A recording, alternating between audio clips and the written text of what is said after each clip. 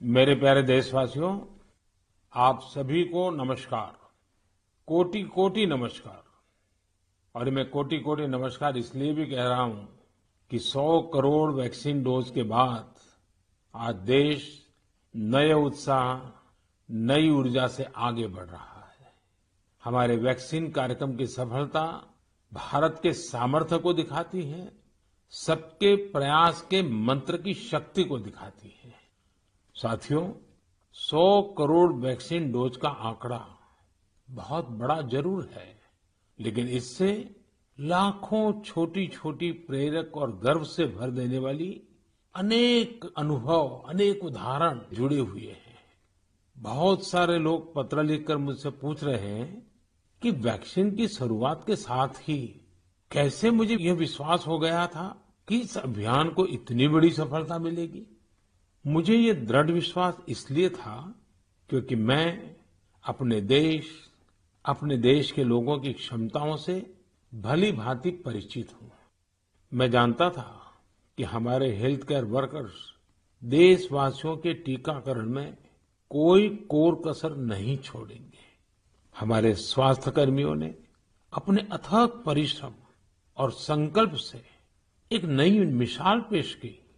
उन्होंने इनोवेशन के साथ अपने दृढ़ निश्चय से मानवता की सेवा का एक नया मानदंड स्थापित किया।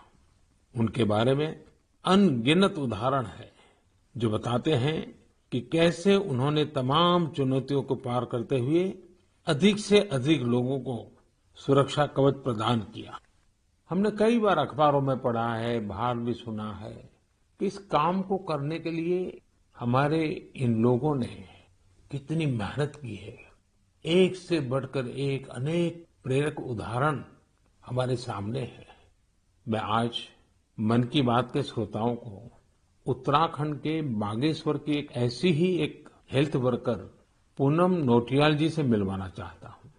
साथियों, ये बागेश्वर उत्तराखंड की उस धरती से है जिस उत्तराखंड ने 100% पहला डोज लगाने का काम पूरा कर दिया है। उत्तराखंड सरकार भी इसके लिए अभिनंदन की अधिकारी है, क्योंकि बहुत दुर्गम क्षेत्र है, कठिन क्षेत्र है। वैसे ही हिमाचल ने भी ऐसी कठिनाइयों में 100% डोज का काम कर लिया है। मुझे बताया गया है कि पूनम जी ने अपने क्षेत्र के लोगों के वैक्सीनेशन के लिए दिन रात मेहनत की है। पूनम जी नमस्ते। सर प्रणाम। पूनम जी, अपने बारे में बताइए जरा देश के श्रोताओं को। सर मैं पूनम नौटियाल हूँ। सर मैं उत्तराखंड के बागेश्वर डिस्ट्रिक्ट में चामी कोराली सेंटर में कार्यरत हूँ। सर मैं एक एएनएम हूँ। पूनम जी, मेरा सौभाग्य है, मुझे बागेश्वर आने का अवसर मिला था। वो एक प्रकार से तीर्थ क्षेत्र रहा है, तो वहाँ पुरातन मंदिर वगैरह भी मैं बहुत प्रभावित हुआ था कि उस सदियों पहले कैसे लोगों ने काम किया होगा। हाँ जी सर। पूनम जी, क्या आपने अपने क्षेत्र के सभी लोगों का वैक्सीनेशन करवा लिया है? हाँ जी सर, सभी लोगों का हो चुका है। आपको किसी प्रकार की दिक्कत का भी सामना करना पड़ा क्या? हाँ जी सर। सर हम लोग जैसे बारिश होती थी वहाँ पे और रोड ब्लॉक हो जाती थी सर, नदी पार करके गए हैं सर हम लोग ना। और सर घर घर गए हैं, जैसे एनएचसीवीसी के अंतर्गत हम लोग घर घर गए हैं जो लोग सेंटर में नहीं आ सकते थे, जैसे बुजुर्ग लोग और दिव्यांग लोग, गर्भवती महिलाएं, धात्री महिलाएं, ये लोग सर। लेकिन वहाँ तो पहाड़ों पर घर भी बहुत दूर दूर होते हैं, जी तो एक दिन में कितना कर पाते थे आप? सर, किलोमीटर के हिसाब 10 किलोमीटर, कभी 8 किलोमीटर। खैर, ये जो तराई में रहने वाले लोग हैं उनको ये समझ नहीं आएगा कि 8-10 किलोमीटर क्या होता है। मुझे मालूम है पहाड़ के 8-10 किलोमीटर मतलब पूरा दिन चला जाता है। हाँ जी। लेकिन एक दिन में, क्योंकि बड़ा मेहनत का काम है और वैक्सीनेशन का सारा सामान उठा करके जाना, आपके साथ कोई सहायक रहते थे कि नहीं? हाँ जी, टीम मेंबर हम लोग 5 लोग रहते सर ना। हाँ। तो उसमें डॉक्टर हो गए, फिर एएनएम हो गई, फार्मासिस्ट हो गए, आशा हो गई और डाटा एंट्री ऑपरेटर हो गए। अच्छा, वो डाटा एंट्री वहाँ कनेक्टिविटी मिल जाती थी या फिर बागेश्वर आने के बाद करते थे? सर कहीं कहीं मिल जाते, कहीं कहीं बागेश्वर आने के बाद करते थे हम लोग।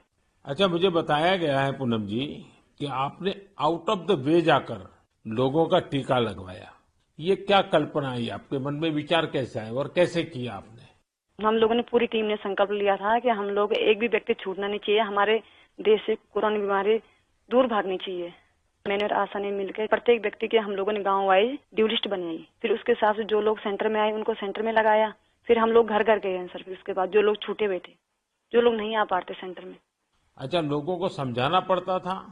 हाँ जी, समझाया। हाँ जी। लोगों का उत्साह है अभी भी वैक्सीन लेने का? हाँ जी सर, हाँ जी। अब तो सर लोग समझ गए हैं। फर्स्ट में बहुत दिक्कत हुई हम लोगों को समझाना पड़ता था कि ये जो वैक्सीन है सुरक्षित है और असरदार है। हम लोग भी लगा चुके हैं, तो हम लोग तो ठीक हैं, आपके सामने हैं। और हमारे स्टाफ ने सबने लगा लिया है, तो हम लोग ठीक हैं। कहीं पर वैक्सीन लगने के बाद किसी की शिकायत आई बाद में? नहीं नहीं सर, ऐसा कुछ नहीं हुआ। कुछ नहीं हुआ? जी। सबको संतोष था हाँ जी। कि ठीक हो गया? हाँ जी। चलिए, आपने बहुत बड़ा काम किया है और मैं जानता हूँ ये पूरा क्षेत्र कितना कठिन है। और पैदल चलना, पहाड़ों पे, एक पहाड़ पे जाओ, फिर नीचे उतरो, फिर दूसरे पहाड़ पे जाओ, घर भी दूर दूर, उसके बावजूद भी आपने इतना बढ़िया काम किया है। धन्यवाद सर, मेरे सौभाग्य सर, आपसे बात हुई मेरी। आप जैसे लाखों हेल्थ वर्कर्स ने, उनके परिश्रम की वजह से ही भारत 100 करोड़ वैक्सीन डोज का पड़ाव पार कर सका है। आज मैं सिर्फ आपका ही आभार व्यक्त नहीं कर रहा हूं, बल्कि हर उस भारतवासी का आभार व्यक्त कर रहा हूं जिसने सबको वैक्सीन, मुफ्त वैक्सीन अभियान को इतनी ऊंचाई दी, कामयाबी दी। आपको, आपके परिवार को मेरी बहुत बहुत शुभकामनाएं। मेरे प्यारे देशवासियों, आप जानते ही हैं कि अगले रविवार 31 अक्टूबर को सरदार पटेल जी की जन्म जयंती है। मन की बात के हर श्रोता की तरफ से और मेरी तरफ से मैं लौह पुरुष को नमन करता हूं। साथियों, 31 अक्टूबर को हम राष्ट्रीय एकता दिवस के रूप में मनाते हैं। हम सभी का दायित्व है कि हम एकता का संदेश देने वाली किसी न किसी गतिविधि से जरूर जुड़े। आपने देखा होगा, हाल ही में गुजरात पुलिस ने कच्छ के लखपत किले से स्टैच्यू ऑफ यूनिटी तक बाइक रैली निकाली है। त्रिपुरा पुलिस के जवान तो एकता दिवस मनाने के लिए त्रिपुरा से स्टैच्यू ऑफ यूनिटी तक बाइक रैली कर रहे हैं। यानी पूरब से चलकर पश्चिम तक देश को जोड़ रहे हैं। जम्मू कश्मीर पुलिस के जवान भी उरी से पठानकोट तक ऐसी ही बाइक रैली निकालकर देश की एकता का संदेश दे रहे हैं। मैं इन सभी जवानों को सैल्यूट करता हूं। जम्मू कश्मीर के ही कुपवाड़ा जिले की कई बहनों के बारे में भी मुझे पता चला है। ये बहनें कश्मीर में सेना और सरकारी दफ्तरों के लिए तिरंगा सिलने का काम कर रही हैं। ये काम देशभक्ति की भावना से भरा हुआ है। मैं इन बहनों के जज्बे की सराहना करता हूं। आपको भी भारत की एकता के लिए, भारत की श्रेष्ठता के लिए कुछ न कुछ जरूर करना चाहिए। देखिएगा, आपके मन को कितनी संतुष्टि मिलती है। साथियों, सरदार साहब कहते थे कि हम अपने एकजुट उद्यम से ही देश को नई महान ऊंचाइयों तक पहुंचा सकते हैं। अगर हम में एकता नहीं हुई तो हम खुद को नई नई विपदाओं में फंसा देंगे। यानी राष्ट्रीय एकता है तो ऊंचाई है, विकास है। हम सरदार पटेल जी के जीवन से, उनके विचारों से बहुत कुछ सीख सकते हैं। देश के सूचना और प्रसारण मंत्रालय ने भी हाल ही में सरदार साहब पर एक पिक्टोरियल बायोग्राफी भी पब्लिश की है। मैं चाहूंगा कि हमारे सभी युवा साथी इसे जरूर पढ़ें। इससे आपको दिलचस्प अंदाज में सरदार साहब के बारे में जानने का अवसर मिलेगा। प्यारे देशवासियों, जीवन निरंतर प्रगति चाहता है, विकास चाहता है, ऊंचाइयों को पार करना चाहता है। विज्ञान भले ही आगे बढ़ जाए, प्रगति की गति कितनी ही तेज हो जाए, भवन कितने ही भव्य बन जाए, लेकिन फिर भी जीवन अधूरापन अनुभव करता है। लेकिन जब इनमें गीत, संगीत, कला, नाट्य, नृत्य, साहित्य जुड़ जाता है तो इनकी आभा, इनकी जीवंतता अनेक गुना बढ़ जाती है। एक प्रकार से जीवन को सार्थक बनना है तो ये सब होना भी उतना ही जरूरी होता है। इसलिए ही कहा जाता है कि सभी विधाएं हमारे जीवन में एक कैटलिस्ट का काम करती है, हमारी ऊर्जा बढ़ाने का काम करती है। मानव मन के अंतर्मन को विकसित करने में, हमारे अंतर्मन की यात्रा का मार्ग बनाने में भी गीत, संगीत और विभिन्न कलाओं की बड़ी भूमिका होती है। और उनकी एक बड़ी ताकत ये होती है कि इन्हें न समय बांध सकता है, न सीमा बांध सकती है और न ही मत मतांतर बांध सकता है। अमृत महोत्सव में भी अपनी कला, संस्कृति, गीत, संगीत के रंग अवश्य भरने चाहिए। मुझे भी आपकी तरफ से अमृत महोत्सव और गीत संगीत कला की इस ताकत से जुड़े ढेरों सुझाव आ रहे हैं। ये सुझाव मेरे लिए बहुत मूल्यवान है। मैंने इन्हें संस्कृति मंत्रालय को अध्ययन के लिए भेजा था। मुझे खुशी है कि मंत्रालय ने इतने कम समय में इन सुझावों को बड़ा गंभीरता से लिया और उस पर काम भी किया। इन्हीं में से एक सुझाव है देशभक्ति के गीतों से जुड़ी प्रतियोगिता। आजादी की लड़ाई में अलग अलग भाषा, बोली में देशभक्ति के गीतों और भजनों ने पूरे देश को एकजुट किया था। अब अमृतकाल में हमारे युवा देशभक्ति के ऐसे ही गीत लिखकर इस आयोजन में और ऊर्जा भर सकते हैं। देशभक्ति के गीत मातृभाषा में हो सकते हैं, राष्ट्रभाषा में हो सकते हैं और अंग्रेजी में भी लिखे जा सकते हैं। लेकिन ये जरूरी है कि ये रचनाएं नए भारत की नई सोच वाली हो, देश की वर्तमान सफलता से प्रेरणा लेकर भविष्य के लिए देश को संकल्पित करने वाली हो। संस्कृति मंत्रालय की तैयारी तहसील स्तर से राष्ट्रीय स्तर तक इससे जुड़ी प्रतियोगिता कराने की है। साथियों, ऐसे ही मन की बात के एक श्रोता ने सुझाव दिया है कि अमृत महोत्सव को रंगोली कला से भी जोड़ा जाना चाहिए।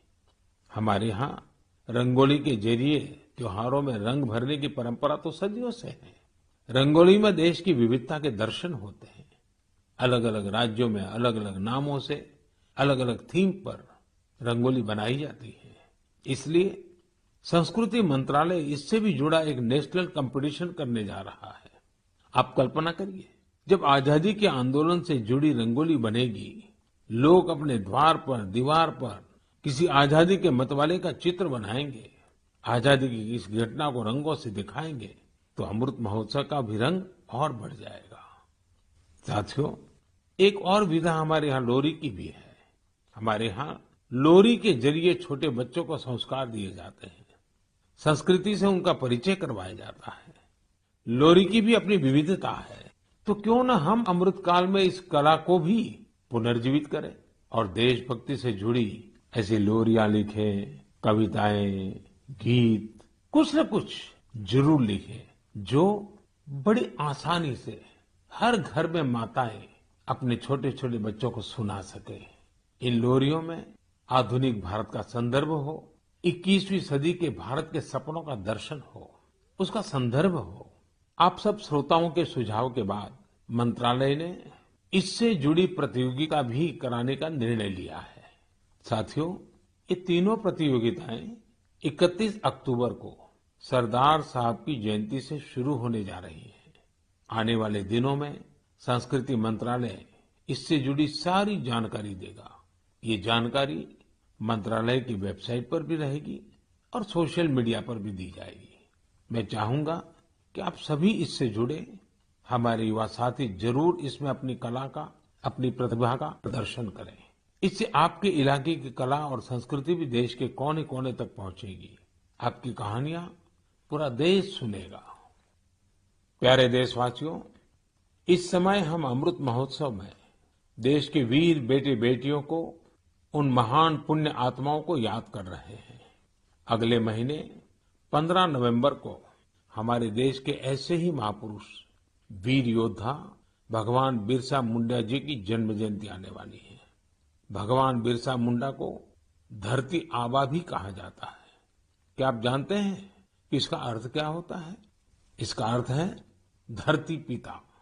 भगवान बिरसा मुंडा ने जिस तरह अपनी संस्कृति, अपने जंगल, अपनी जमीन की रक्षा के लिए संघर्ष किया, वो धरती आबा ही कर सकते थे। उन्होंने हमें अपनी संस्कृति और जड़ों के प्रति गर्व करना सिखाया। विदेशी हुकूमत ने उन्हें कितनी धमकियां दी, कितना दबाव बनाया, लेकिन उन्होंने आदिवासी संस्कृति को नहीं छोड़ा। प्रकृति और पर्यावरण से अगर हमें प्रेम करना सीखना है, तो उसके लिए भी धरती आबा भगवान बिरसा मुंडा हमारी बहुत बड़ी प्रेरणा है। उन्होंने विदेशी शासन की हर उस नीति का पुरजोर विरोध किया जो पर्यावरण को नुकसान पहुंचाने वाली थी।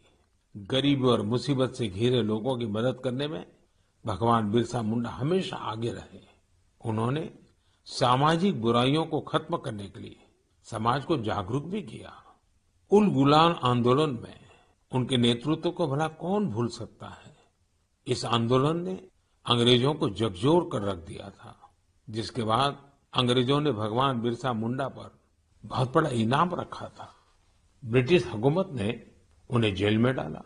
उन्हें इस कदर प्रताड़ित किया गया कि 25 साल से भी कम उम्र में वो हमें छोड़ गए। वो हमें छोड़कर गए, लेकिन केवल शरीर से। जनमानस में तो भगवान बिरसा मुंडा हमेशा हमेशा के लिए रचे बसे हुए हैं। लोगों के लिए उनका जीवन एक प्रेरणा शक्ति बना हुआ है। आज भी उनके साहस और वीरता से भरे लोकगीत और कहानियां भारत के मध्य इलाके में बेहद लोकप्रिय हैं। मैं धरती आबा बिरसा मुंडा को नमन करता हूं और युवाओं से आग्रह करता हूं कि उनके बारे में और पढ़ें। भारत के स्वतंत्रता संग्राम में हमारे आदिवासी समूह के विशिष्ट योगदान के बारे में आप जितना जानेंगे, उतनी ही गौरव की अनुभूति होगी। मेरे प्यारे देशवासियों, आज 24 अक्टूबर को यूएन डे यानी संयुक्त राष्ट्र दिवस मनाया जाता है। ये वो दिन है जब संयुक्त राष्ट्र का गठन हुआ था। संयुक्त राष्ट्र की स्थापना के समय से ही भारत इससे जुड़ा रहा है। क्या आप जानते हैं कि भारत ने आजादी से पहले 1945 में ही संयुक्त राष्ट्र के चार्टर पर हस्ताक्षर किए थे। संयुक्त राष्ट्र से जुड़ा एक अनोखा पहलू ये है कि संयुक्त राष्ट्र का प्रभाव और उसकी शक्ति बढ़ाने में भारत की नारी शक्ति ने बड़ी भूमिका निभाई है।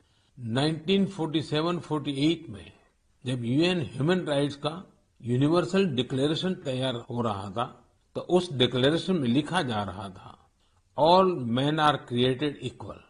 लेकिन भारत के एक डेलीगेट ने इस पर आपत्ति जताई और फिर यूनिवर्सल डिक्लेरेशन में लिखा गया all human beings are created equal.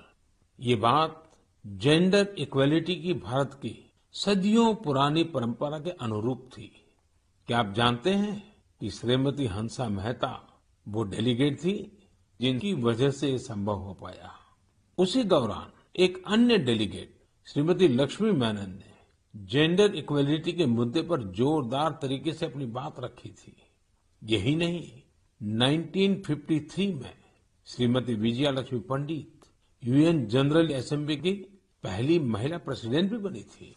साथियों, हम उस भूमि के लोग हैं जो ये विश्वास करते हैं, जो ये प्रार्थना करते हैं, ओम द्यौः शांति, अंतरिक्षम शांति, पृथ्वी शांति, आपः शांति, औषधयः शांति, वनस्पतयः शांति, विश्वे देवा शांति, ब्रह्म शांति, सर्वम शांति, शांति एव शांति, सामा शांतिरेधि, ओम शांति शांति शांति।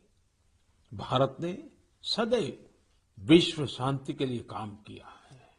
हमें इस बात का गर्व है कि भारत 1950 के दशक से लगातार संयुक्त राष्ट्र शांति मिशन का हिस्सा रहा है। गरीबी हटाने, क्लाइमेट चेंज और श्रमिकों से संबंधित मुद्दों के समाधान में भी भारत अग्रणी भूमिका निभा रहा है। इसके अलावा योग और आयुष को लोकप्रिय बनाने के लिए भारत WHO यानी वर्ल्ड हेल्थ ऑर्गेनाइजेशन के साथ मिलकर काम कर रहा है। मार्च 2021 में WHO ने घोषणा की थी कि भारत में पारंपरिक चिकित्सा के लिए एक ग्लोबल सेंटर स्थापित किया जाएगा। साथियों, संयुक्त राष्ट्र के बारे में बात करते हुए आज मुझे अटल जी के शब्द भी याद आ रहे हैं। 1977 में उन्होंने संयुक्त राष्ट्र को हिंदी में संबोधित कर इतिहास रच दिया था। आज मैं मन की बात के श्रोताओं को अटल जी के उस संबोधन का एक अंश सुनाना चाहता हूं। सुनिए अटल जी की ओजस्वी आवाज।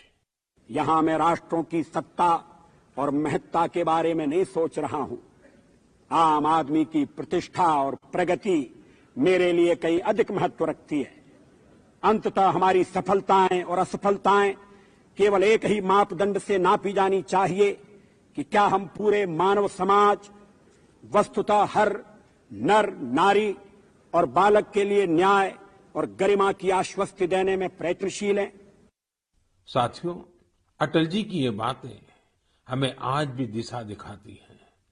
इस धरती को एक बेहतर और सुरक्षित प्लेनेट बनाने में भारत का योगदान विश्व भर के लिए बहुत बड़ी प्रेरणा है। मेरे प्यारे देशवासियों, अभी कुछ दिन पहले ही 21 अक्टूबर को हमने पुलिस स्मृति दिवस मनाया है। पुलिस के जिन साथियों ने देश सेवा में अपने प्राण न्योछावर किए हैं, इस दिन हम उन्हें विशेष तौर पर याद करते हैं। मैं आज अपने इन पुलिसकर्मियों के साथ ही उनके परिवारों को भी याद करना चाहूंगा। परिवार के सहयोग और त्याग के बिना पुलिस जैसी कठिन सेवा बहुत मुश्किल है। पुलिस सेवा से जुड़ी एक और बात जो मैं मन की बात के श्रोताओं को बताना चाहता हूं। पहले धारणा बन गई थी कि सेना और पुलिस जैसी सेवा केवल पुरुषों के लिए ही होती है, लेकिन आज ऐसा नहीं है। Bureau of police research and development के आंकड़े बताते हैं कि पिछले कुछ वर्षों में महिला पुलिसकर्मियों की संख्या डबल हो गई है, दोगुनी हो गई है। 2014 में जहां इनकी संख्या 1,05,000 के करीब थी, वहीं 2020 तक इसमें 2 गुने से भी ज्यादा की बढ़ोतरी हुई है और ये संख्या अब 2,15,000 तक पहुंच गई है। यहां तक कि सेंट्रल आर्म पुलिस फोर्सेस में भी पिछले 7 सालों में महिलाओं की संख्या लगभग दोगुनी हुई है। और मैं केवल संख्या की बात नहीं करता। आज देश की बेटियां कठिन से कठिन ड्यूटी भी पूरी ताकत और हौसले से कर रही हैं। उदाहरण के लिए कई बेटियां अभी सबसे कठिन मानी जाने वाली ट्रेनिंग में से एक स्पेशलाइज्ड जंगल वॉरफेयर कमांडोज की ट्रेनिंग ले रही हैं। ये हमारी कोबरा बटालियन का हिस्सा बनेगी। साथियों, आज हम एयरपोर्ट जाते हैं, मेट्रो स्टेशन जाते हैं या सरकारी दफ्तरों को देखते हैं। सीआईएसएफ की जांबाज महिलाएं हर संवेदनशील जगह की सुरक्षा करते दिखाई देती हैं। इसका सबसे सकारात्मक असर हमारे पुलिस बल के साथ साथ समाज के मनोबल पर भी पड़ रहा है। महिला सुरक्षा कर्मियों की मौजूदगी से लोगों में, विशेषकर महिलाओं में, सहज ही एक विश्वास पैदा होता है। वे उनसे स्वाभाविक रूप से खुद को जुड़ा महसूस करती हैं। महिलाओं की संवेदनशीलता की वजह से भी लोग उन पर ज्यादा भरोसा करते हैं। हमारी ये महिला पुलिसकर्मी देश की लाखों और बेटियों के लिए भी रोल मॉडल बन रही है। मैं महिला पुलिसकर्मियों से अनुरोध करना चाहूंगा कि वे स्कूलों के खुलने के बाद अपने क्षेत्रों के स्कूलों में विजिट करें, वहां बच्चियों से बात करें। मुझे विश्वास है कि इस बातचीत से हमारी नई पीढ़ी को एक नई दिशा मिलेगी। यही नहीं, इससे पुलिस पर जनता का विश्वास भी बढ़ेगा। मैं आशा करता हूं कि आगे और भी ज्यादा संख्या में महिलाएं पुलिस सेवा में शामिल होगी, हमारे देश की न्यू एज पुलिसिंग को लीड करेगी। मेरे प्यारे देशवासियों, बीते कुछ वर्षों में हमारे देश में आधुनिक टेक्नोलॉजी का इस्तेमाल जिस तेजी से बढ़ रहा है, उस पर अक्सर मुझे मन की बात के श्रोता अपनी बातें लिखते रहते हैं। आज मैं ऐसे ही एक विषय की चर्चा आपसे करना चाहता हूं जो हमारे देश, विशेषकर हमारे युवाओं और छोटे छोटे बच्चों तक की कल्पनाओं में छाया हुआ है। ये विषय है ड्रोन टेक्नोलॉजी का। कुछ साल पहले तक जब कहीं ड्रोन का नाम आता था तो लोगों के मन में पहला भाव क्या आता था? सेना का, हथियारों का, युद्ध का। लेकिन आज हमारे यहाँ कोई शादी बारात या फंक्शन होता है तो हम ड्रोन से फोटो और वीडियो बनाते हुए देखते हैं। ड्रोन का दायरा, उसकी ताकत सिर्फ इतने ही नहीं है, भारत दुनिया के उन पहले देशों में से है जो ड्रोन की मदद से अपने गांव में जमीन के डिजिटल रिकॉर्ड तैयार कर रहा है। भारत ड्रोन का इस्तेमाल ट्रांसपोर्टेशन के लिए करने पर बहुत व्यापक तरीके से काम कर रहा है। चाहे गांव में खेतीबाड़ी हो या घर पर सामान की डिलीवरी हो, आपातकाल में मदद पहुंचानी हो या कानून व्यवस्था की निगरानी हो, बहुत समय नहीं है जब हम देखेंगे कि ड्रोन हमारी इन सब जरूरतों के लिए तैनात होंगे। इनमें से ज्यादातर की तो शुरुआत भी हो चुकी है। जैसे कुछ दिन पहले गुजरात के भावनगर में ड्रोन के जरिए खेतों में नैनो यूरिया का छिड़काव किया गया। कोविड वैक्सीन अभियान में भी ड्रोन्स अपनी भूमिका निभा रहे हैं।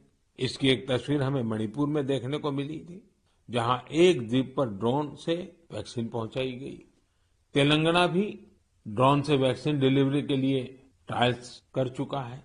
यही नहीं, अब इंफ्रास्ट्रक्चर के कई बड़े प्रोजेक्ट्स की निगरानी के लिए भी ड्रोन का इस्तेमाल हो रहा है। मैंने एक ऐसे यंग स्टूडेंट के बारे में भी पढ़ा है जिसने अपने ड्रोन की मदद से मछुआरों का जीवन बचाने का काम किया। साथियों, पहले इस सेक्टर में इतने नियम, कानून और प्रतिबंध लगाकर रखे गए थे कि ड्रोन की असली क्षमता का इस्तेमाल भी संभव नहीं था। जिस टेक्नोलॉजी को अवसर के तौर पर देखा जाना चाहिए था, उसे संकट के तौर पर देखा गया।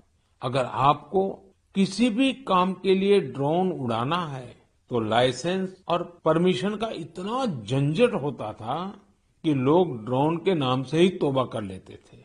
हमने तय किया कि इस माइंडसेट को बदला जाए और नए ट्रेंड्स को अपनाया जाए। इसलिए इस साल 25 अगस्त को देश एक नई ड्रोन नीति लेकर आया। ये नीति ड्रोन से जुड़े वर्तमान और भविष्य की संभावनाओं के हिसाब से बनाई गई है। इसमें अब न बहुत सारे फॉर्म्स के चक्कर में पड़ना होगा, न ही पहले जितनी फीस देनी पड़ेगी। मुझे आपको बताते हुए खुशी हो रही है कि नई ड्रोन पॉलिसी आने के बाद कई ड्रोन स्टार्टअप में विदेशी और देशी निवेशकों ने निवेश किया है। कई कंपनियां मैन्युफैक्चरिंग यूनिट्स भी लगा रही हैं। आर्मी, नेवी और एयरफोर्स ने भारतीय ड्रोन कंपनियों को 500 करोड़ रुपए से ज्यादा के ऑर्डर भी दिए हैं। और ये तो अभी शुरुआत है। हमें यही नहीं रुकना है। हमें ड्रोन टेक्नोलॉजी में अग्रणी देश बनना है। इसके लिए सरकार हर संभव कदम उठा रही है। मैं देश के युवाओं से भी कहूंगा कि आप ड्रोन पॉलिसी के बाद बने अवसरों का लाभ उठाने के बारे में जरूर सोचें, आगे आएं।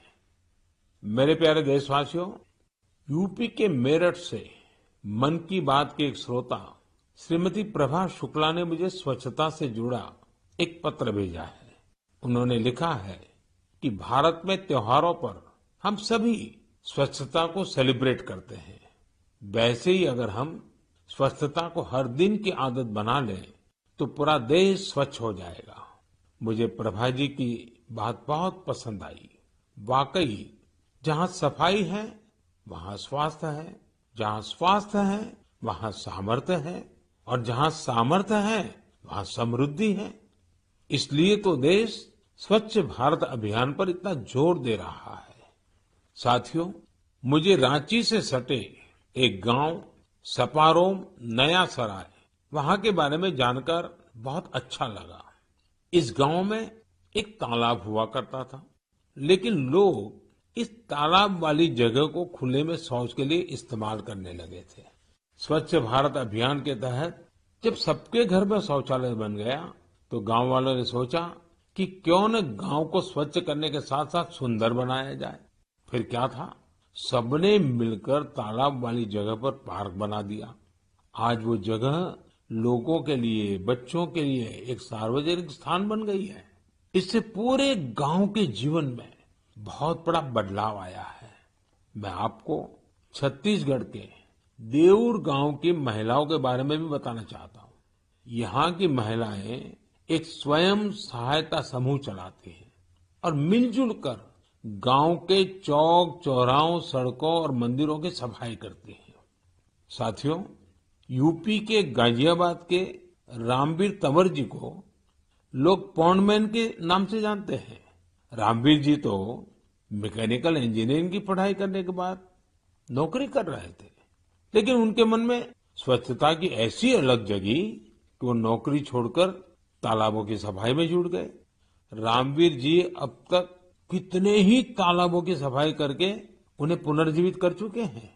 साथियों, स्वच्छता के प्रयास तभी पूरी तरह सफल होते हैं जब हर नागरिक स्वच्छता को अपनी जिम्मेदारी समझे।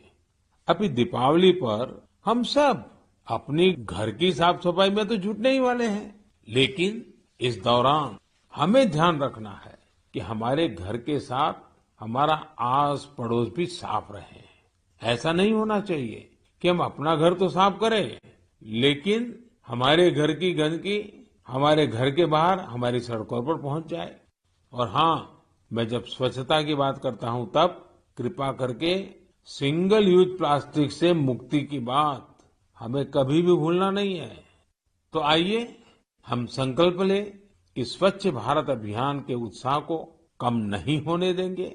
हम सब मिलकर अपने देश को पूरी तरह स्वच्छ बनाएंगे और स्वच्छ रखेंगे।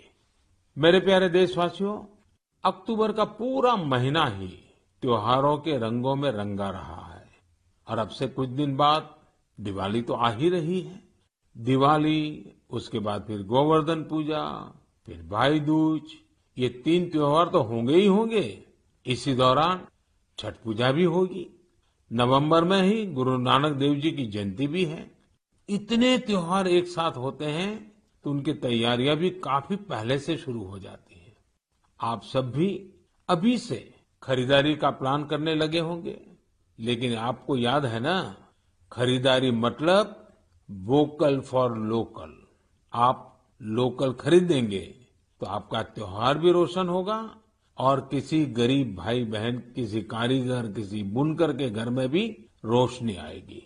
मुझे पूरा भरोसा है जो मुहिम हम सब ने मिलकर शुरू की है, इस बार त्योहारों में और भी मजबूत होगी। आप अपने यहाँ के जो लोकल प्रोडक्ट्स खरीदें, उनके बारे में सोशल मीडिया पर शेयर भी करें, अपने साथ के लोगों को भी बताएं। अगले महीने हम फिर मिलेंगे और फिर ऐसे ही ढेर सारे विषयों पर बात करेंगे। आप सभी का बहुत बहुत धन्यवाद।